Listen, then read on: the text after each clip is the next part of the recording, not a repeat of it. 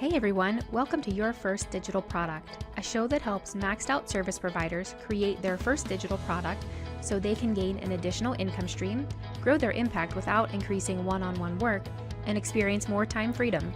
On the show, I talk to business owners who have launched digital products and dig deep into how you can create, launch, and market your first digital product. I'm your host, Renee Morozowicz. Let's go. Hey everybody, today I'm here with Bridget Willard, and Bridget describes herself as a marketer, copywriter, product owner, keynote speaker, author, CEO, and more importantly, friend. Hey Bridget, how are you? I'm doing great. How are you doing, Renee? Good, thanks. I'm so glad you're here today to talk about your first product, and I know you have a couple other products. So why don't you tell everybody a little bit more about yourself? My career path has been so evolved.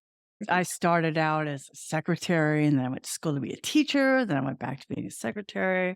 Then I found out I was really good at marketing. And sometimes I feel like people want to put you in a box, especially with your career. I'm all these things. I also just am doing like 3 loads of laundry and I cleaned my floors today. The things that matter to me is I want to affect people. I want to leave a legacy and I want people to feel better about themselves after spending time with me. That's who I am. Right. Yeah. I want to help people. And whatever my unique skills and abilities are that I can share with other people, it feels good to wake up and do that kind of stuff. But anyway, okay. So tell us about your very first digital product. So maybe when you created it, how long it took you, what it was, if it's still active, really like whatever you want to say. Okay. My very good friend, Rhonda Nagard of Fat Dog Creatives, who designed my site and has designed my site for years, was like, you need a digital download. What is one of the things you're passionate about? Like, what is one of the things you always tell your clients? I'm like, if you don't care about your business, then why should I? Yeah.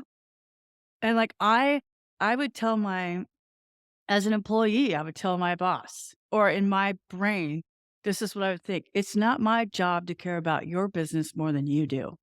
Mhm. I wrote this ebook in a Google Doc, and then she found all these really great, like 40s inspired Rosie the Riveter Oh, kind of. yes. And it was so much fun for her. She totally designed it in a PDF. I decided to come up with some writing prompts. Like, here's 12 prompts for you. Get a journal, any journal you like, any kind of journal, and answer these questions. And these are going to help you write your blog posts. You'll have one a month. And as you start writing and publishing, you'll get better at writing and publishing. So they're Yes. specific, like, let's focus on video this month. Like, not everybody wants to do writing. That's Hmm. fine. Do a video from your phone and then get a transcript. The challenge is you to get a case study this month or do this or talk about why you started your business or what's something that you wish people knew about your industry. And then in a conjunction with it, Rhonda gave me this great idea of making a content planner. Essentially, you have to change your sitemap on a regular basis so Google knows you're still in business. Okay. Hmm. So it could be updating old content or whatever like that. So, anyway, so I use Google Sheets when it comes to managing social for my clients, which works for us because we're tech people. But like some people need to understand, like, so you're writing a blog post and then they're like, but what do I put on social? So the content worksheet says, like, okay, here's my blog topic. And then the first day you're going to put it on Twitter, what's your tweet going to be? And Hmm. she made it so it's fillable. But Nice. some people want to print it out, write it, whatever. You could print it out and make a binder. Like, this is what I'm going to do. And then this is what I'm going to, so that I publish my blog post. And then the next day, and that same day, I publish this tweet with the link. Mhm. And then the next day, I put it on Facebook. And the next day, I put it on LinkedIn. And these are what I'm going to write. Because what you don't want to do is auto publish to everywhere all at once. Because then there's this one moment in space Yeah, time, that window. Hmm. very small. It's not even a window. It's one moment in the That's true. space-time It's a continuum small window. where somebody might see your thing, Yeah. which is not a good strategy. Mhm. It's efficient, but that's not a good strategy, right? Right. So I want people to understand that you need to take words out of your blog post, and that's your posts. Mhm. So you're rolling this content out over the internet over the course of a week, Mhm. and you're giving people a different opportunity to do that. So, like, once you start doing it, then you're going to start writing things that are what I call tweetable sentences. When you start realizing how you share it across social, then you tend to write that way. Oh, Mhm. I see. I want something I'm going to use on Twitter. I want something I'm going to use on Facebook. And then it makes it easier for you. It Mhm. makes it easier for you to understand the whole of what you're Right. marketing.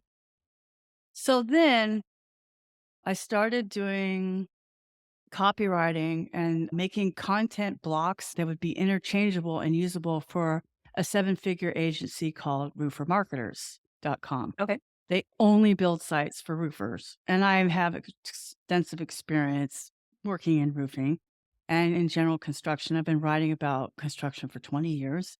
So when we were writing this templated content, right? Content blocks that were basically templates. Mhm. And if they did wood shingles, we would use that on their homepage or featured page or services page. If they did cedar shingles, we'd do that. So we just grabbed from this content library that we built. Mhm. Because it doesn't matter if the content's duplicated. That Right. the thing that's worse than duplicate content is no Is no content content. Yes. Yeah. For sure. or content that makes no sense, right? Mhm. So then I was like, hmm, wait a second. What's the big problem everybody has? Getting content from their clients. Mhm. Well, I already wrote this ebook, right? So I was like, what if there was a plugin that would add blog posts that they could schedule out? Yeah. And so I thought, well, let's do kind of a test run with those 12 prompts from If You Don't Mind Your Mhm. Business, You Will. Oh, nice. So that is the free starter pack for what is now Launch with Words. Mhm. So just to kind of take you along the path, these were problems that you were already seeing with your existing clients. So, a lot of digital products come from a problem that we see and a solution. So as service providers have a good solution. We've honed it over time and we've worked it out with our individual clients. And we think, okay, I could put this together. So it's really great that Rhonda pushed you forward on that. Some people, yeah, want to do the products on their own. It's helpful to have someone there for that like accountability because I think we can kind of get in our minds. And also client work sometimes will come first. So we can, be derailed there. So did it take you a long time to put that ebook together? And I love the part about the separate kind of content pack. So tell me just a little bit about how you sell that. Like, did you just put the ebook up and the paperback book, and then later you made that? Did you do both at once? If You Don't Mind Your Business, Who Will is Mhm. only a PDF available on my website. Okay. Okay. I am a author of books on Amazon, Okay. and that is and co-author with Warren Lee Nida on marketing books. Those I did in 2020 and forward Mhm. because that was like my COVID project. We just redid the uh, only online marketing book you need for your small business. Mm. Our second edition just came out last month. So she pushed me to do that. I wrote it probably in a day or so. Mhm. Oh, Like, it nice. has downloaded my brain. Like my Twitter book, I wrote in 8 hours. Nice. So like it's everything I know. So then she started the process of doing it in Illustrator. And then as she started with the design, we collaborated on edits. Writing Like it. just for a Mhm. Google Doc is not the same as Mhm. writing for something that's published and formatted like a magazine. Mhm. Yes. It's Well, totally visual different. because you Yes, kind of pull people in whenever it's designed nicely. It's like a contract. You read a big wall of text. You're like, oh, I can't read this. So yeah, if you want people to exactly. consume the content, it needs to pull them in and look nice. So yeah, that's a great point. And this is what she excels at, right? So then she's like, "Okay, what if we did this and what if we did that?" So then it was a PDF and we looked at it and everybody looked at it for typos. And then I Mhm. installed easy digital downloads, connected PayPal and Stripe. Nice. That is now a free product. So Oh, everybody okay. who's Okay. listening, I made it free because I didn't have any free things for lead gen. That is an interesting thing. I think a lot of people, whenever they have like a free lead magnet, it's actually just a form, right? You just fill maybe your name or just your email address, and then you get that free content. But this is like a different experience where people are actually kind of going through like a checkout process, Yes. but it's free. So It's that's a neat. product that's free, and Yes. then they get Hmm. added to my MailChimp. Hmm. Yeah. So it's the same concept, but I'm already selling digital products. I kind of pitched this idea of a plugin to my very good friend Ronald Owerka of Meteoron LLC. And so he ended up making two plugins. Okay. Launch with Words is an importer plugin that's free on the WordPress directory. And that's used for both the free and paid content packs. That is client side. He built a plugin just for my website so that I can create these things. Mm. It becomes a JSON file, and the JSON file is what you buy. I encourage my web dev clients to use the starter pack, which is prompts for their clients. They import as drafts.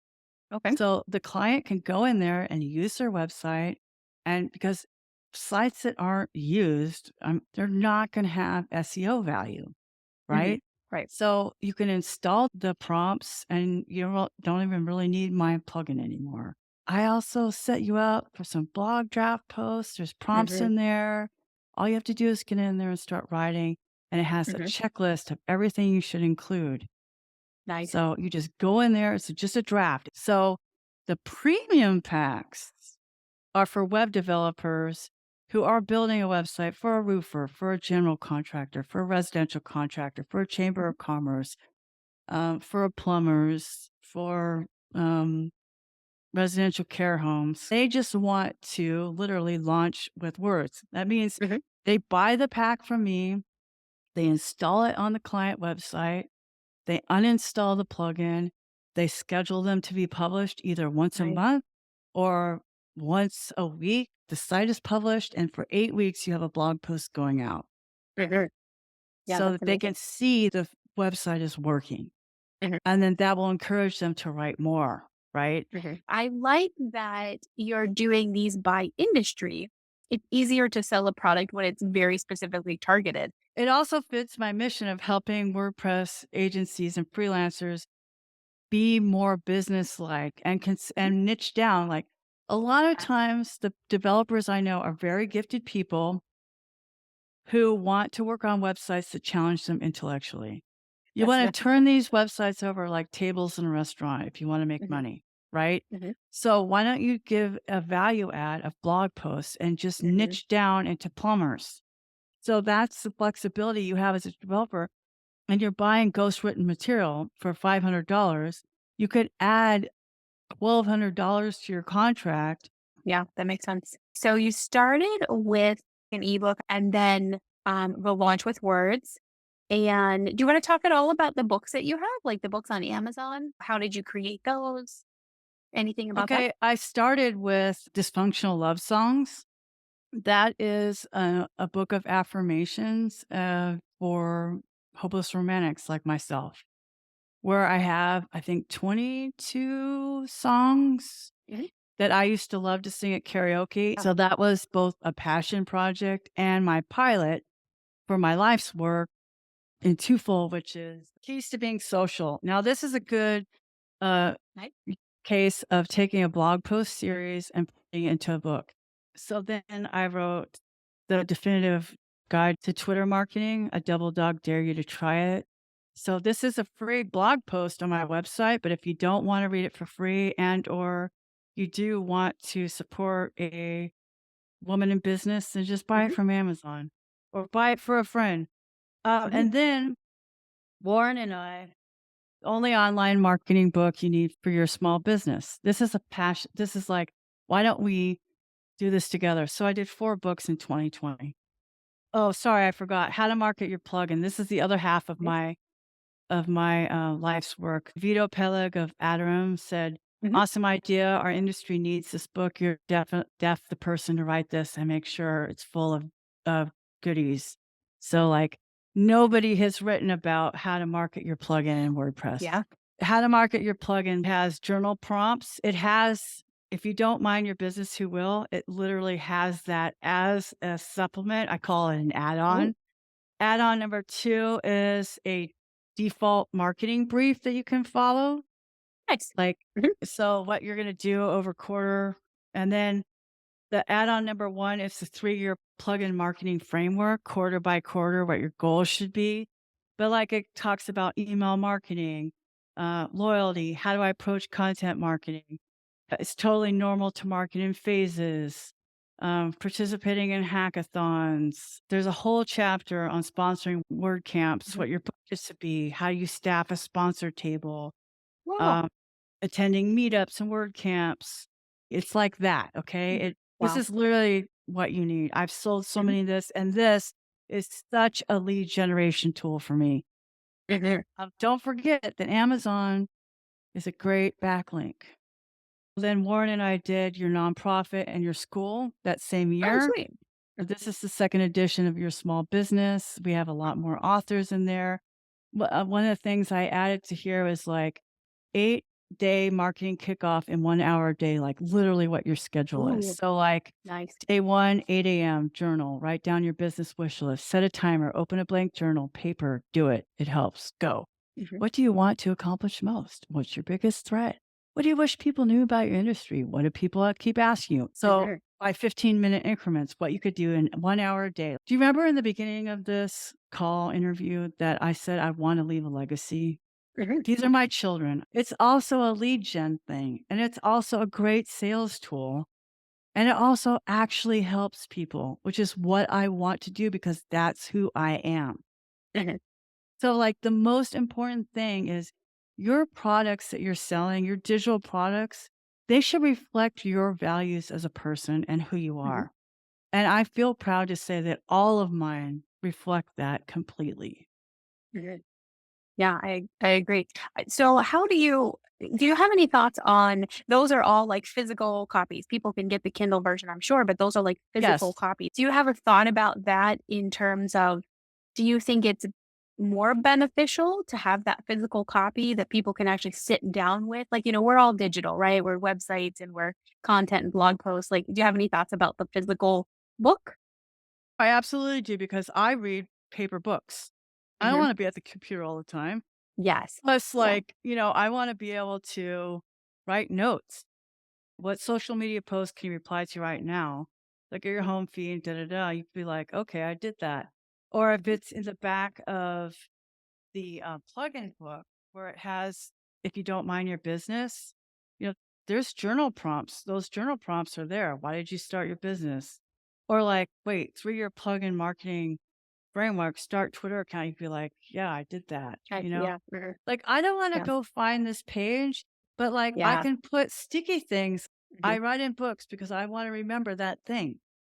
And here's the thing about that, neurologically speaking, we remember things better when we use a pen and a pencil, Mhm. a pen and paper.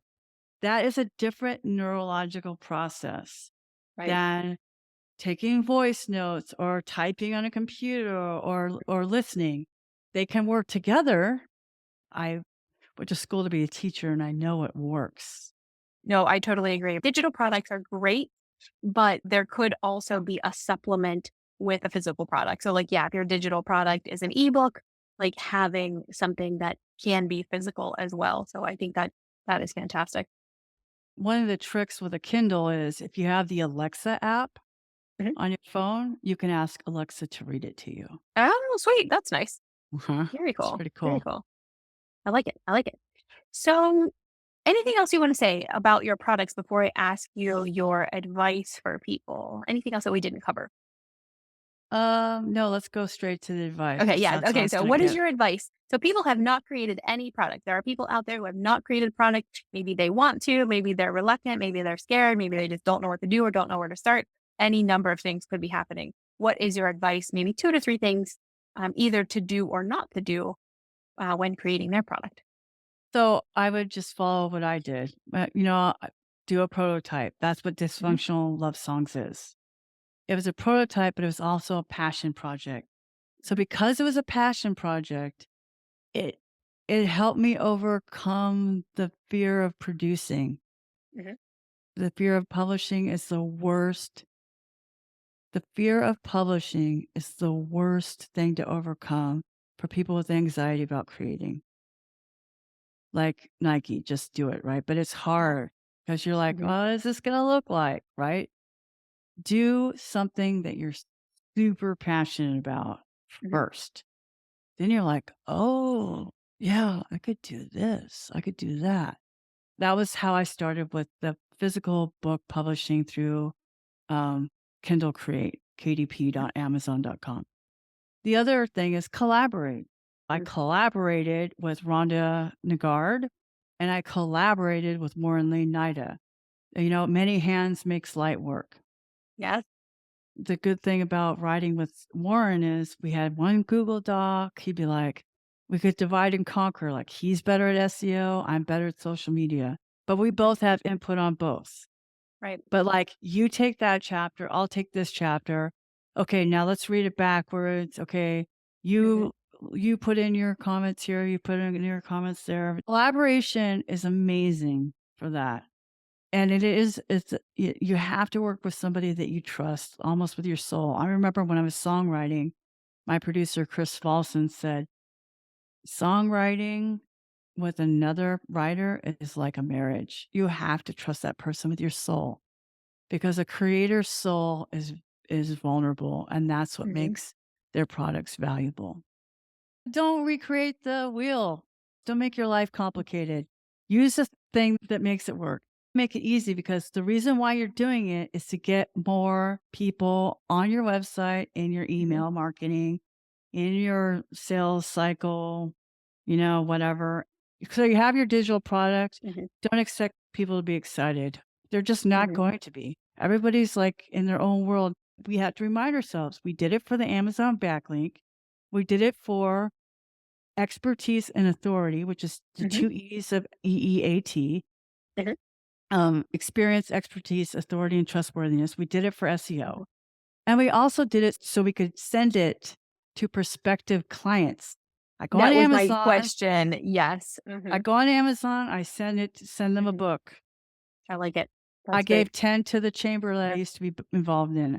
I gave 10 to them when I was there. I did another batch of this, the new one. But like, yes, it's a sales tool.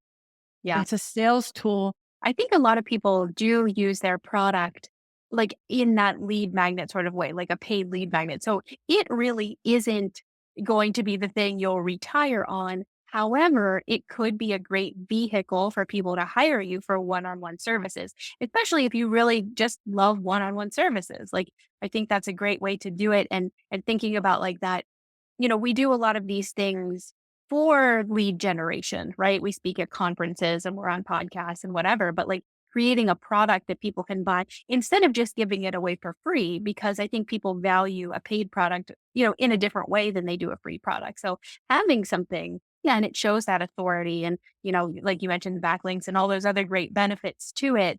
You know, it's more than just the money you make on it. Well, tell everybody where they can find you online.